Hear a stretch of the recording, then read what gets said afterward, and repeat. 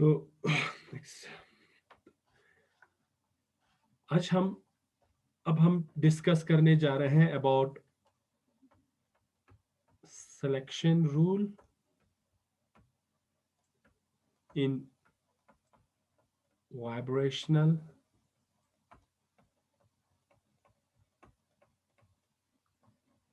spectroscopy, and then we will discuss about derivation of selection rule.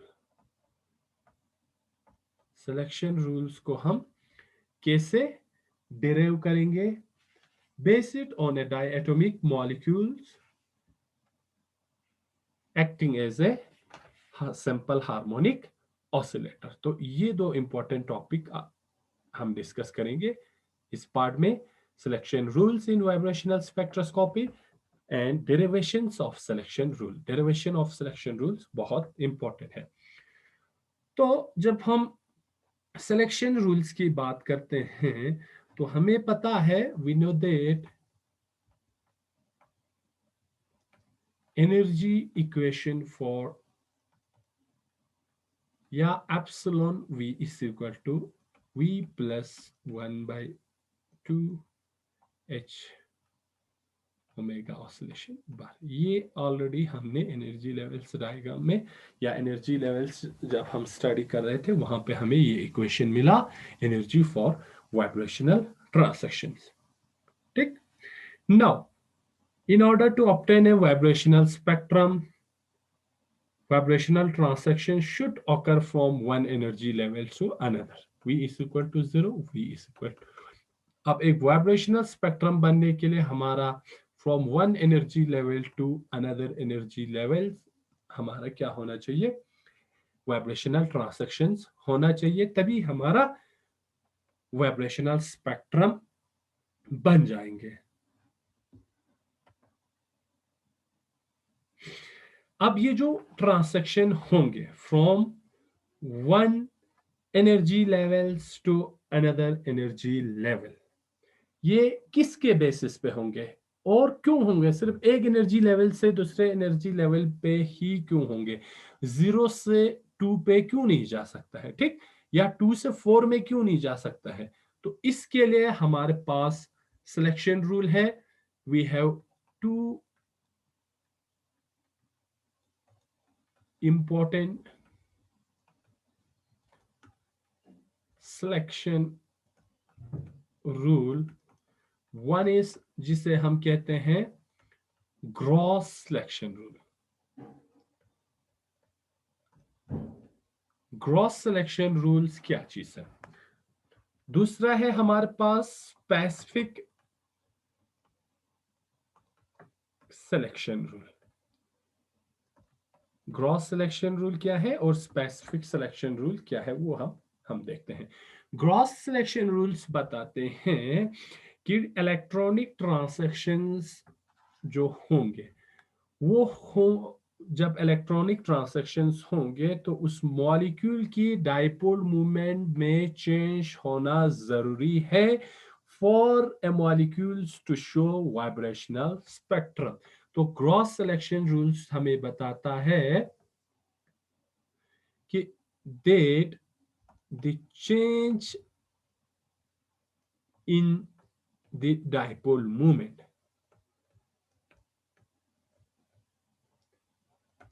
with respect to equilibrium position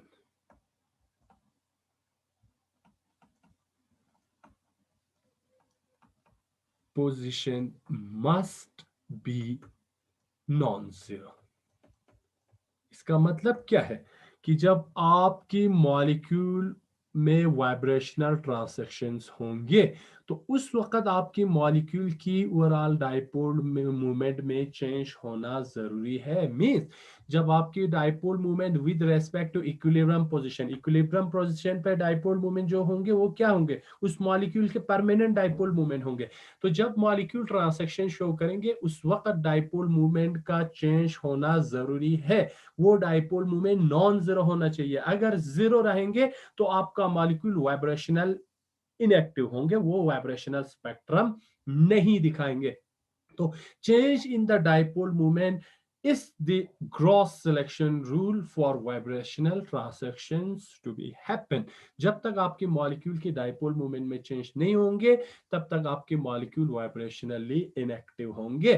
ठीक है, तो ये आपका gross selection rule है। अब वाइब्रेशनल और रोटेशनल स्पेक्ट्रोस्कोपी में या रोटेशनल ट्रांसैक्शन में क्या डिफरेंस था कि रोटेशनल ट्रांसैक्शन की जब हम बात करते थे, रोटेशनल ट्रांसैक्शंस के लिए आपकी मॉलिक्यूल में डाइपोल मूवमेंट का होना जरूरी था। ठीक है, परमानेंट डाइपोल मूवमेंट होना जरूरी था फॉर रोटेशनल स्पेक्ट्रोस्कोपी या रोटेशनली एक्टिव होने के लिए। Now in case of vibrational transaction permanent dipole का होना जरूरी नहीं है, लेकिन जब मॉलिक्यूल ट्रांसैक्शंस करेंगे उस वक्त उस मॉलिक्यूल में डाइपोल मूवमेंट का क्रिएशन होना जरूरी है। यही डिफरेंस है बिटवीन रोटेशनल एंड वाइब्रेशनल में। रोटेशनल में परमानेंट डाइपोल होना जरूरी था, वाइब्रेशनल में परमानेंट डाइपोल होना जरूरी नहीं है। हाउएवर अगर आपकी मॉलिक्यूल ड्यूरिंग ट्रांसैक्शंस, अगर आपका मॉलिक्यूल डाइपोल मूवमेंट में चेंज क्रिएट करते हैं तब भी आपका मॉलिक्यूल क्या है, वाइब्रेशनली एक्टिव है। बेस्ट एग्जांपल हमारे पास क्या है, CO2 है। आप CO2 को लगेंगे कि अगर आप इस एक्सिस से इसकी डाइपोल मूवमेंट को देखेंगे तो ये डाइपोल मूवमेंट ऐसे हैं, ये डाइपोल मूवमेंट है ऐसे हैं, तो ये इसका एक्सिस वाला डाइपोल मूवमेंट के थ्रू तो ये वाइब्रेशनली इनएक्टिव रहते हैं। लेकिन इसका अगर वाइब्रेशन आपका डाइपोल मूवमेंट दोनों एक साइड होंगे तो इसमें ओवरऑल डाइपोल मूवमेंट क्रिएट होंगे, तो ये वाइब्रेशनली एक्टिव रहते हैं। किसी भी साइड में एक्स वाई जेड एक्सिस, किसी भी एक्सिस में आपका अगर डाइपोल मूवमेंट क्रिएट होते हैं तो ऐसे मॉलिक्यूल्स आपका वाइब्रेशनली एक्टिव होंगे। ठीक है, तो इसको हम बाद में डिटेल्स में डिस्कस करेंगे जब हम पॉलीएटॉमिक मॉलिक्यूल्स के बारे में डिस्कस करेंगे। तो जरूरी यह है कि डाइपोल मूवमेंट में चेंज होना जरूरी है, ना कि परमानेंट डाइपोल मूवमेंट होना जरूरी नहीं है। नेक्स्ट है आपका स्पेसिफिक सिलेक्शन रूल, और आपका स्पेसिफिक सिलेक्शन रूल्स बताते हैं कि the change in the quantum number, change in the quantum number या वाइब्रेशनल क्वांटम नंबर, हम ऐसे कह सकते हैं vibrational quantum number must be equal two plus minus one. Plus minus one का ही चेंज होना चाहिए, तभी वो आपका रोटेशनली एक्टिव होंगे, अदरवाइज वो रोटेशनली एक्टिव नहीं रहेंगे। ठीक है, तो इसका मतलब क्या है कि change in the vibrational quantum number that is V must be plus minus one. Plus minus one से ही चेंज होना चाहिए। इट मीन्स 10, अगर हमारे पास ऐसा ट्रांसैक्शन है, transaction can happen V0 to V1, V1 to V2, V2 to V3, means one only changing in the rotational quantum number by 1 unit, 0 to 1, 1 to 2, 2 to 3, means these type of transactions are allowed। ऐसे transaction जो कि rotational quantum number में सिर्फ 1 unit से change होता है, ये से ट्रांसैक्शन अलाउड है, और सच ट्रांसैक्शंस कैन नॉट अलाउड। और अगर ऐसा ट्रांसैक्शन होगा, ये सिलेक्शन रूल्स अलाउ नहीं करते हैं। फॉर एग्जांपल V0 से V1 में अगर आपका ट्रांसैक्शन हो रहा है, या V2 में, या आपका V1 से V3 एनर्जी लेवल्स में, या V2 से V4 एनर्जी लेवल्स में, because there is change in the vibrational quantum number by more than 1 unit, so such transactions are not allowed according to the selection rules। selection rules के मुताबिक आपका ऐसे transactions allowed नहीं है। ठीक, तो ये था आपका 2 important selection rule. One is gross selection rules, जो कि कहते हैं कि डाइपोल मोमेंट का चेंज होना with respect to equilibrium position must है for a vibrational transactions for a molecule to be vibrationally active. Next selection specific selection rules बताते हैं कि change in the vibrational quantum number must be plus minus 1। अब हम देखते हैं कि ये सिलेक्शन रूल्स आया कहां से और कैसे हम इसको डिराइव कर सकते हैं। ठीक, तो ये बहुत इंपॉर्टेंट है ये वाला topic, derivation of selection rule. इसको थोड़ा ध्यान से आप देखिएगा क्योंकि इसमें थोड़ा हमें क्या होना है, मैथमेटिक्स इसमें यूज करना है। ठीक है, so now let's try to find out where this two selection rules come from, किस कहां से ये सिलेक्शन रूल्स आया है। ठीक, वी नो दैट हम जानते हैं the dipole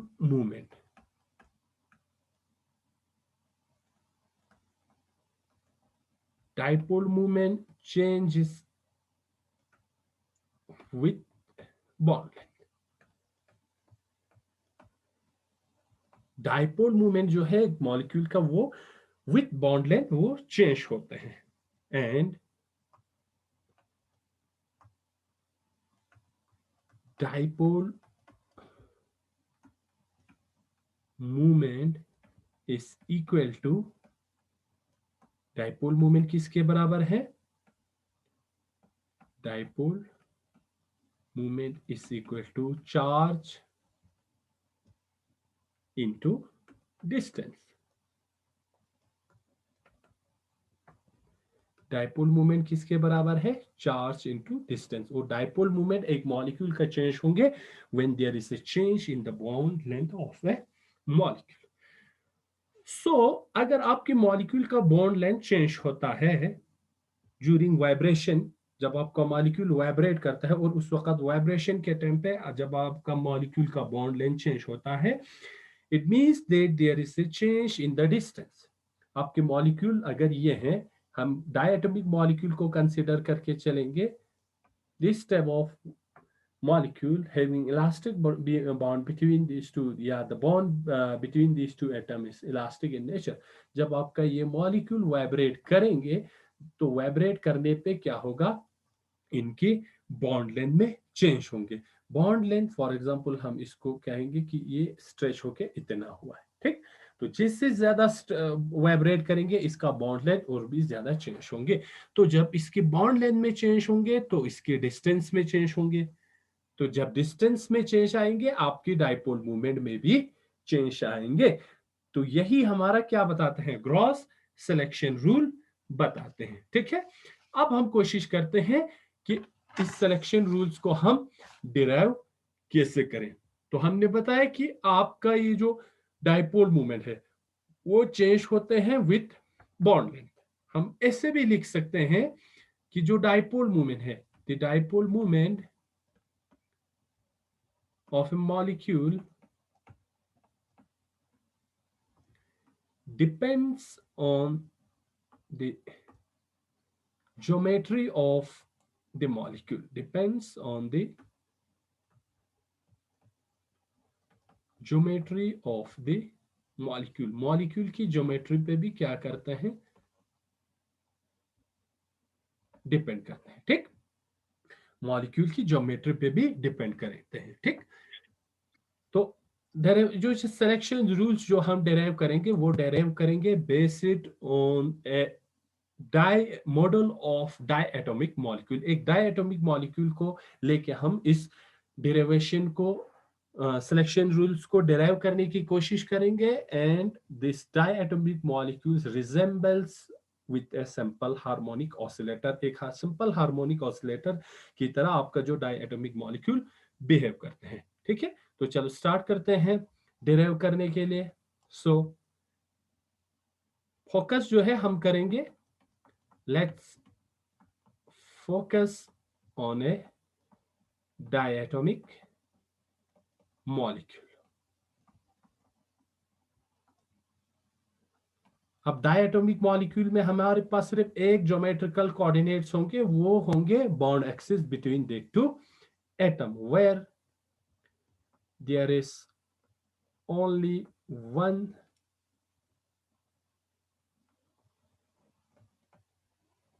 geometrical coordinate,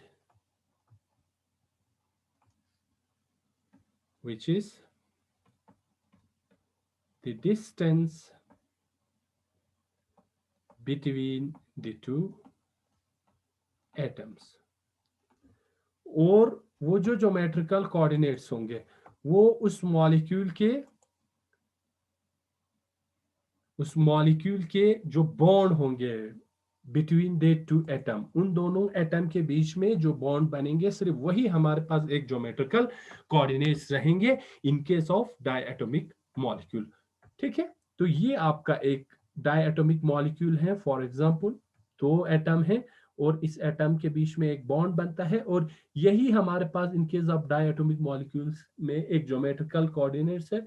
और suppose let these geometrical coordinates, we can write it as x, ठीक, which we denote it as x. इस geometrical entity को means the bond distance between these two atoms, let's consider this as x, इसको हम x suppose करते हैं। और अगर हम इसकी डाइपोल मूवमेंट को लिखें, ठीक, so dipole moment of this bond between these two atoms, if we write these atoms, we can write it as mu x is equal to mu naught plus, अब ये मॉलिक्यूल जब stretch करेंगे तो इसके dipole movement में क्या होंगे, change आएंगे। तो उस चेंज को हम कैसे रिप्रेजेंट करें, इस चेंज को हम रिप्रेजेंट कर सकते हैं dipole, permanent dipole of that molecule, mu naught is permanent dipole movement, permanent dipole movement कि एक मॉलिक्यूल में जो ऑलरेडी डाइपोल मूवमेंट होते हैं वो, प्लस इसकी चेंज जो आएंगे उसको हम in the form of A derivative हम उसको लिख सकते हैं। हम ऐसे लिख सकते हैं d mu by d x, change in the dipole movement with respect to x at x is equal to 0 या x0 into x. To change in the dipole moment of these diatomic molecules during vibration, इसको हम ऐसे लिख सकते हैं mu x is equal to mu naught. Mu naught is the permanent dipole moment of this molecule, and this d mu means small change in the dipole moment with respect to exchange in the bond length.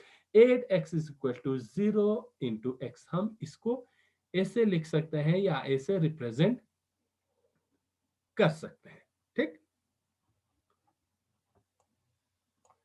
Now the intensity, जो intensity होंगे आपकी vibrational transaction की, कितना intense होंगे, ठीक है, कितना वो स्ट्रांगली शो अप करेंगे, या इंटेंसिटी ऑफ दिस ट्रांसक्शन वो डिपेंड करते हैं आपका square of the transaction dipole movement integral. इसकी डाइपोल मूवमेंट इंटीग्रल पे डिपेंड करेंगे कि आपका वाइब्रेशनल ट्रांसक्शंस कितना स्ट्रॉन्ग होंगे। और वो हम लिख सकते हैं in the form of A integral, integral के फॉर्म में हम उसकी इंटेंसिटी को लिख सकते हैं, जो कि हम ऐसे लिख सकते हैं psi i star mu into Sai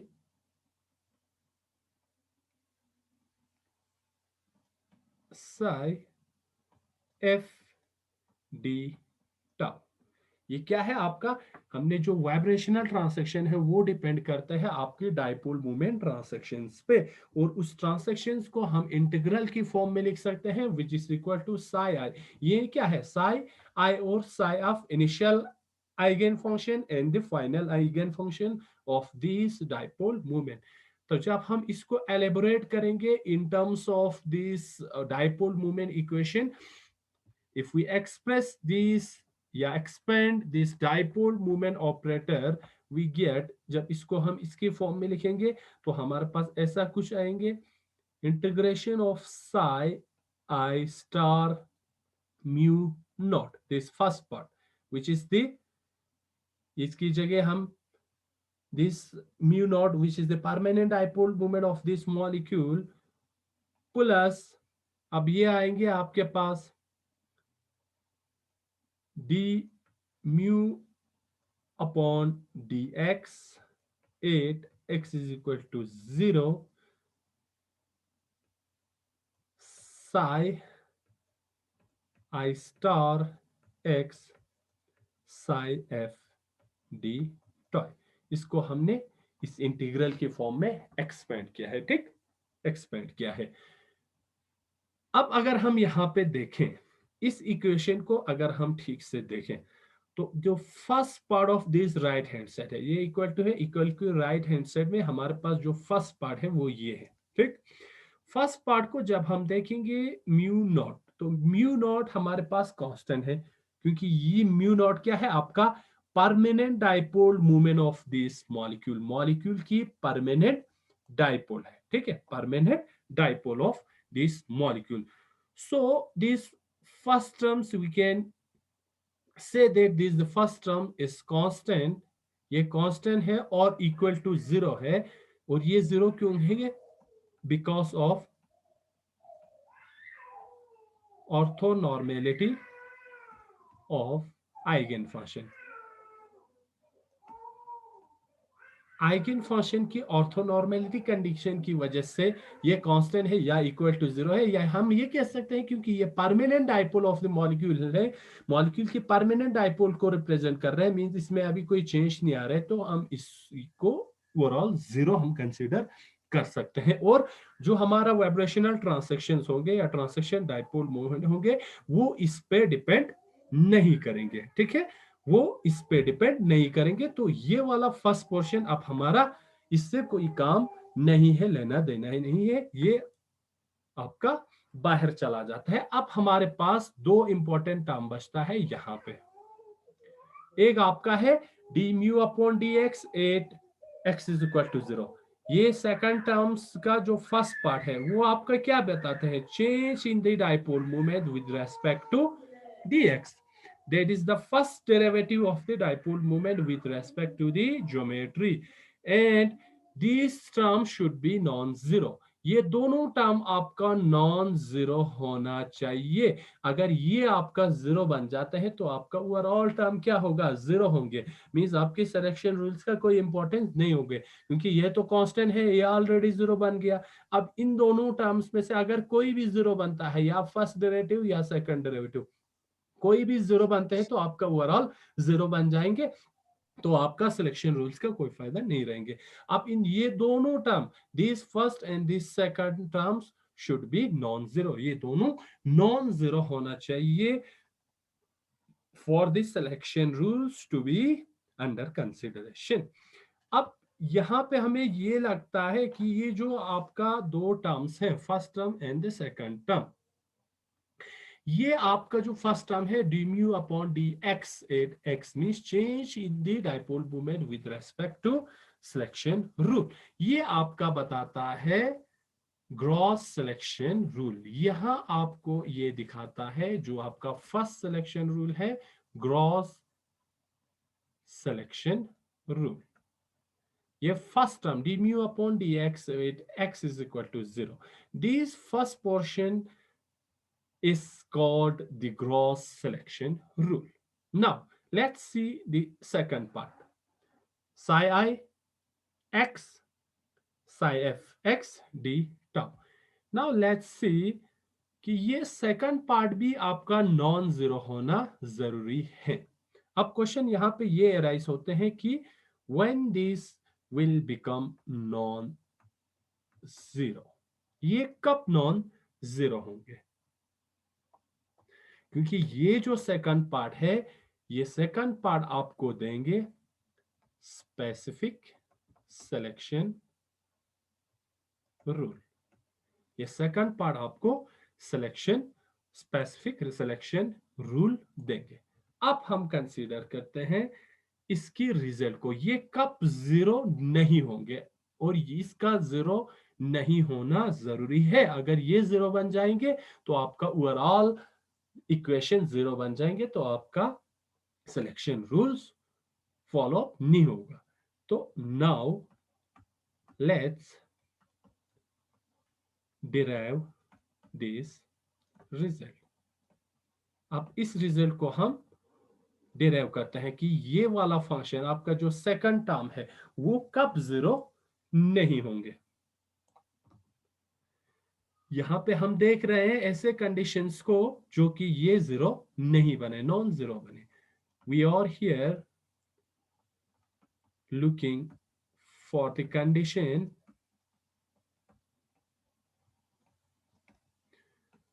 when these were all integrals, ये जो इंटीग्रल के अंदर है, that is psi I x psi f dx can be non-zero। ये आपका ओवरऑल जीरो नहीं होना चाहिए, ठीक है। ये आपका यहाँ पे x होंगे, dx psi I x psi of x dx can be non-zero। ये कब जीरो नहीं होंगे, अब हमें ये कंडीशन आपको प्रूव करना है। और psi I और psi f क्या है, psi I n and psi f और द आइगन फंक्शंस हैं of the harmonic oscillator. Harmonic oscillator जो कि हम डिराइव होता है हैमिल्टोनियन के लिए।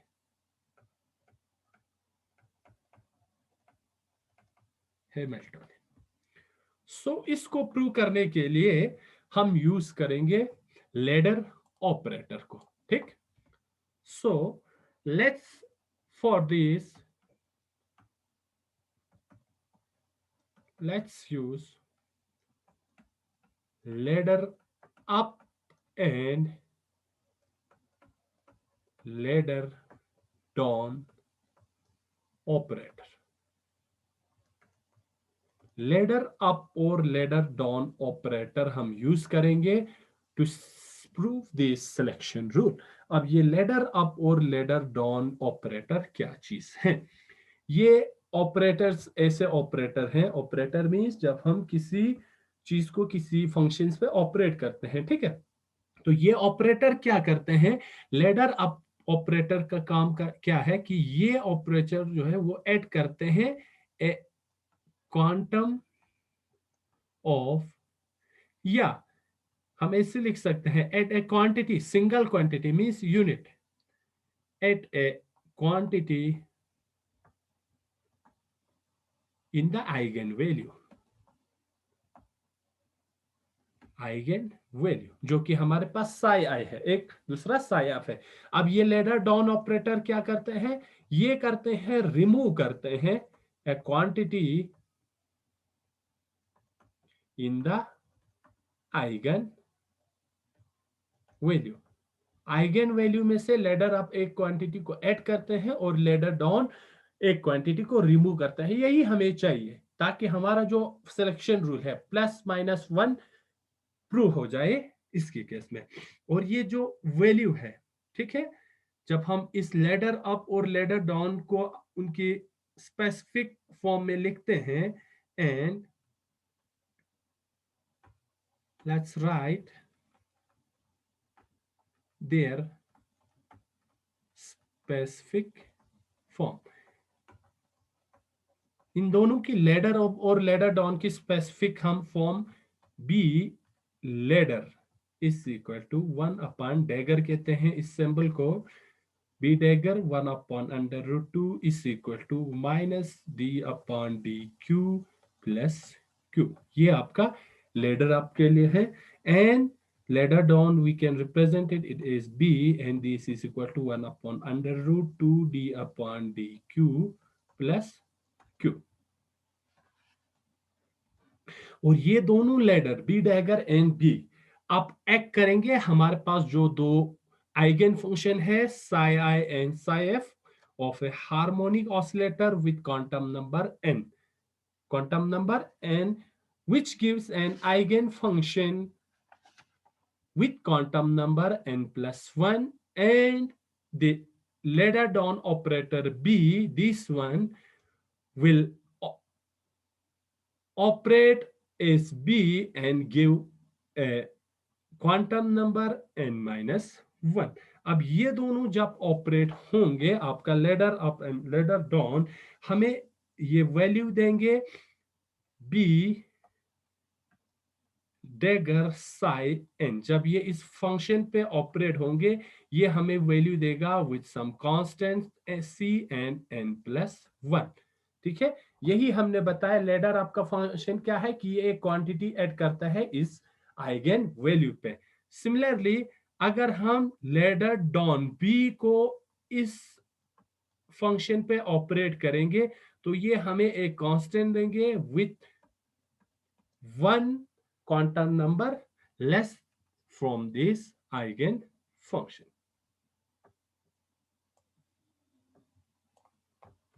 Now, by using these two, B dagger and B operator, ठीक? Now, by using these definitions of the B dagger and B operator, we can easily write Q energy as a sum of these operators। हम इस Q को इन operators की सम के form में हम लिख सकते हैं बी डैगर और बी ऑपरेटर की डिफिनेशंस को लेके, जो कि एक क्वांटम नंबर ऐड करते हैं, दूसरा क्वांटम नंबर एक डिक्रीज करते हैं। So b dagger plus b is equal to, एक का वैल्यू हमारे पास 1/√2 minus d upon d q plus q, दूसरे बी का हमारे पास वैल्यू है 1/√2 d upon dq plus q। Let's open this up, तो ये हमारा बनेंगे 1/√2, ये माइनस होंगे d upon dq plus 1/√2 q plus 1/√2 d upon dq plus 1/√2 q। इसको इक्वेशन को हमने ओपन किया, हमारे पास ये इक्वेशन आ रहा है। ठीक, नाउ यहाँ पे इस इक्वेशन पे हमारे पास एक नेगेटिव टर्म है, एक पॉजिटिव टर्म है, ये दोनों कैंसिल आउट हो जाएंगे। अब हमारे पास बचेंगे क्या, 1/√2 q plus 1/√2 q which is equal to 2/√2 q। Denominator में हम इस अंडर रूट को कैंसिल करने की कोशिश करेंगे, इसको मल्टीप्लाई करेंगे both numerator and denominator by √2, तो this will become 2/√2 q divided by √2 into √2, this will become 2 and this b dagger plus b is equal to 2/√2 q। ये 2 और ये 2 कैंसिल होंगे। ठीक, एंड अगर हम इस Q का वैल्यू यहां से निकलें, Q is equal to b dagger plus b divided by √2, हमारे पास Q का वैल्यू आ गया this. And we further know that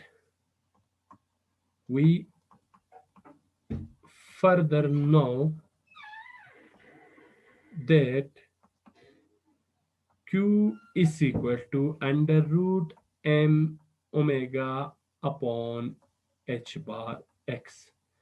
Q का वैल्यू ये है जो कि हमें ऑलरेडी नोन वैल्यू है, और अगर इसमें से हम x का वैल्यू निकालें और x is equal to from this equation x क्या होंगे, x इज इक्वल टू √ ये ऊपर आ जाएंगे h bar upon m omega q। ठीक है, अब Q का वैल्यू पुट करो, then this equation will become √h bar upon m omega into b dagger plus b divided by √2। हमारे पास एक इक्वेशन आता है दिस स्टेप। अब इस इक्वेशन का इंपॉर्टेंस क्या है, the important of this equation, इस इक्वेशन का इंपॉर्टेंट क्या है कि हम x को जो हमारे पास चेंज आया है डिस्टेंस में, हम लिख सकते हैं therefore x is equal to some constant into b dagger plus b. We can write x is some constant times the sum of this raising and lowering operator. हम in terms of this raising and operator इस x को लिख सकते हैं जो कि हमारा geometrical single geometrical coordinates हैं इन case of diatomic molecule. Now इसको यूज करके हम आराम से सिलेक्शन रूल्स को वाइब्रेशनल सिलेक्शन रूल्स को निकाल सकते हैं। Therefore now by using these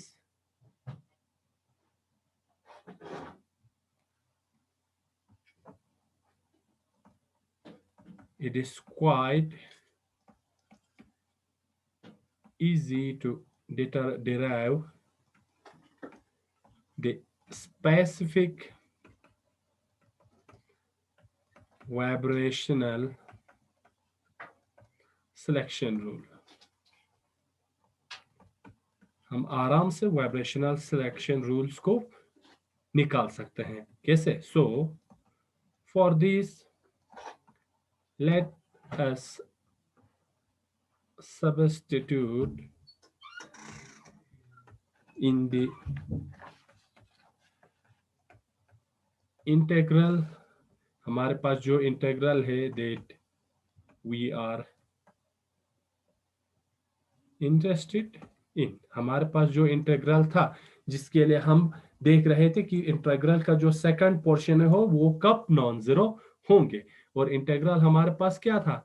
Sai i star x psi f d x is equal to, अब इसको हम ऐसे लिख सकते हैं in terms of this two lowering and raising operator, इसको हम ऐसे लिख सकते हैं c क्योंकि कांस्टेंट है इसको हम इंटीग्रल के बाहर निकालेंगे और this will become psi i star b dagger plus b into psi f d x.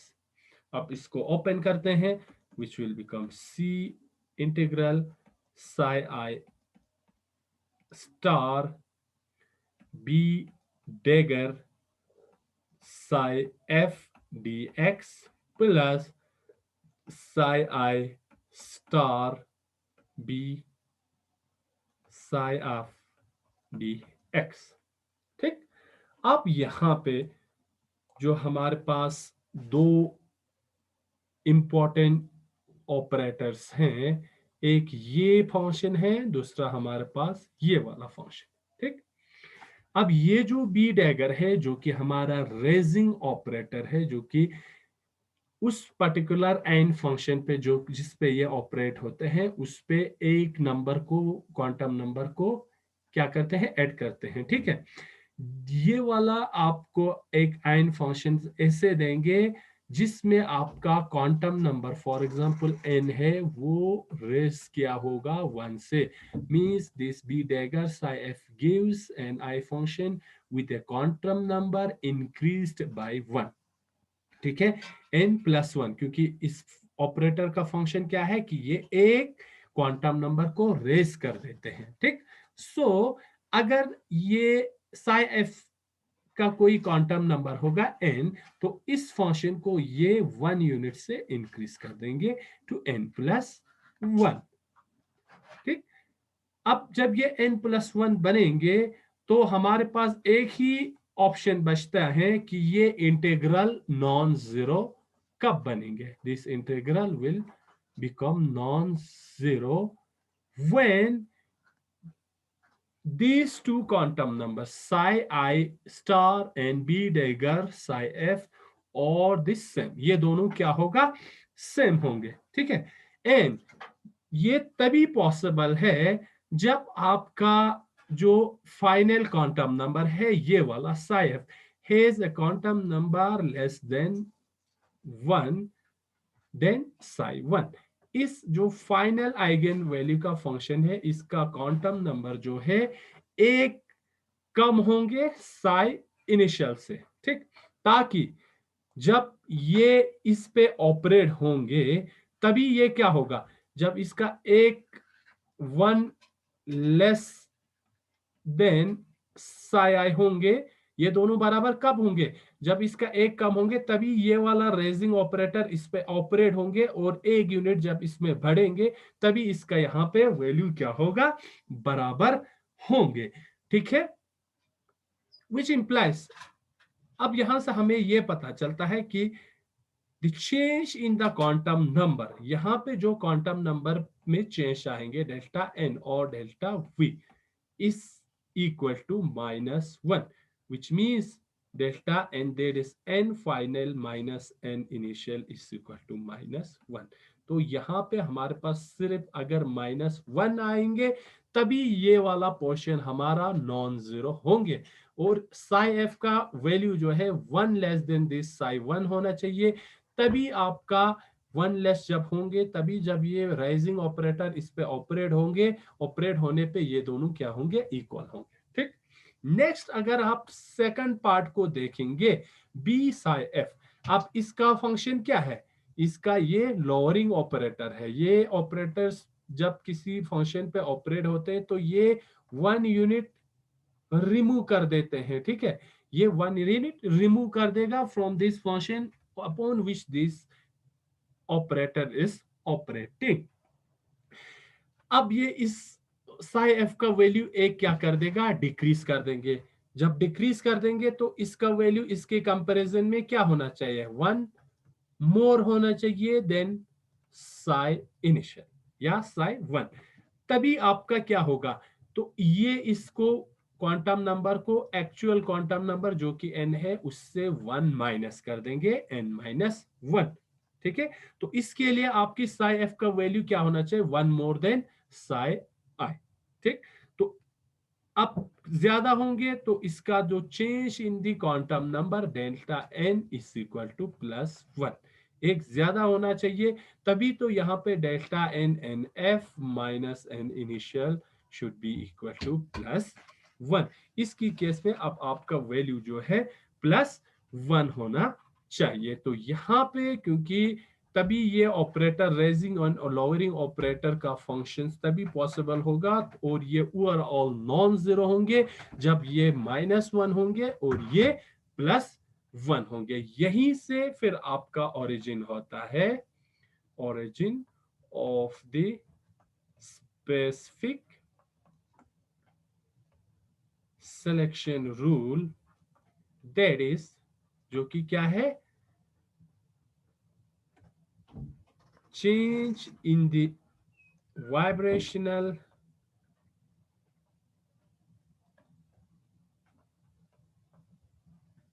quantum number, that is delta v is equal to ±1।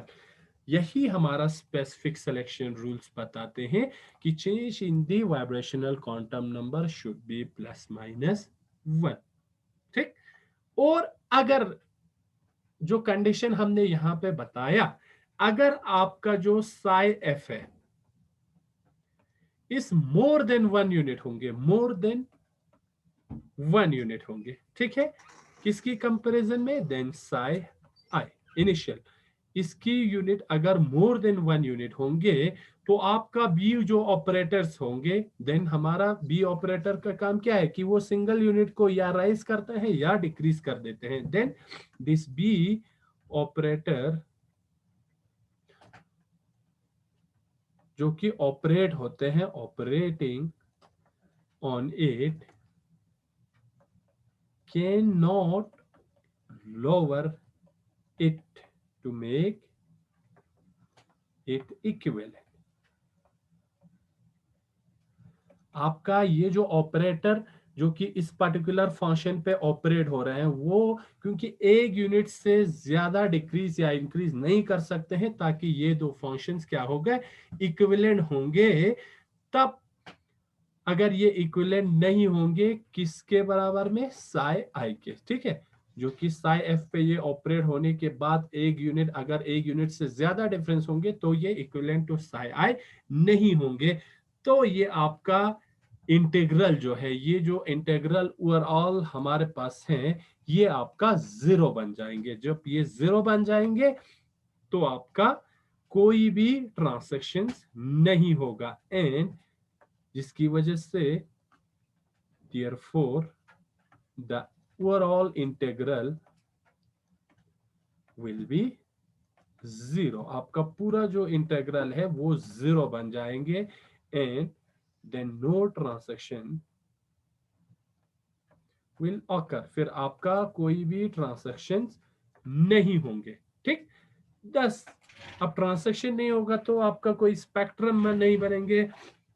Thus we have seen that the specific transaction rule can delta n is equal to plus minus 1, or delta v is equal to plus minus 1 can be derived easily using ladder up and ladder down operators which were used, जो कि use होते हैं usually eigen function के derivation में for a simple harmonic oscillator Hamiltonian. ठीक है, तो ये था कि कैसे हम स्पेसिफिक या ग्रॉस सिलेक्शन रूल्स को डिराइव कर सकते हैं। ठीक है, तो ये था हमारा सिलेक्शन रूल के बारे में।